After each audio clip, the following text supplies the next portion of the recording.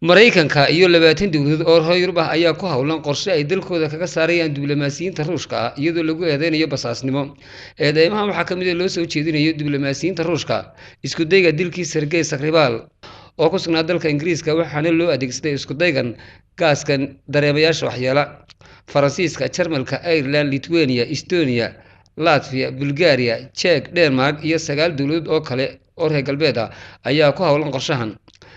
Tallaabooyinka galbeedka Yurub lagaga saarayo diblomaasiyiinta Ruushka ah ayaa bilaabi doona toddobaadka dambe. Waxa kale oo reer galbeedku ay qorsheynayaan tallaabooyin kale oo cunaqabatayn dheeraad ah lagu saarayo dalka Ruushka. Madaxweynaha dalka Mareykanka Donald Trump ayaa la filayaa isna inuu toddobaadkan gudihiisa ka soo saaro go'aan rasmi ah.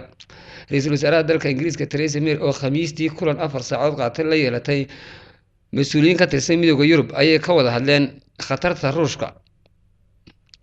Theresa May waxay sheegtay inay sii kordhayso khatarta reer galbeedka kaga imanaysa xuduudda Ruushka waxaana ay ugu baaqday in khatarta Ruushku ku hayo qiyamka reer galbeedka la iska kaashado sidii looga hortagi lahaa. Theresa May waxay sheegtay inay sii kordhayso khatarta reer galbeedka kaga imanaysa xuduudda dalka Ruushka waxaana ay ku baaqday in reer galbeedku ay iska kaashadaan sidii looga hortagi lahaa khatartan. Madaxweynaha Faransiiska Emmanuel Macron ayaa dhinaciisa soo jeediyay in Midowga Yurub ay meel uga soo wada jeedsadaan waxaanu tilmaamay khatarada howlgallada qarsoodiga ah ee Ruushka.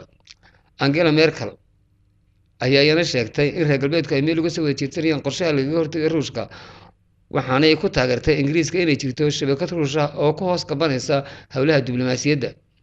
Wasiirka arrimaha dibadda ee Ruushka Sergey Lavrov ayaa dhinaciisa sheegay in Ingiriisku ay wadaan qorshe cadaawad ah oo ka dhan ah dalka Ruushka.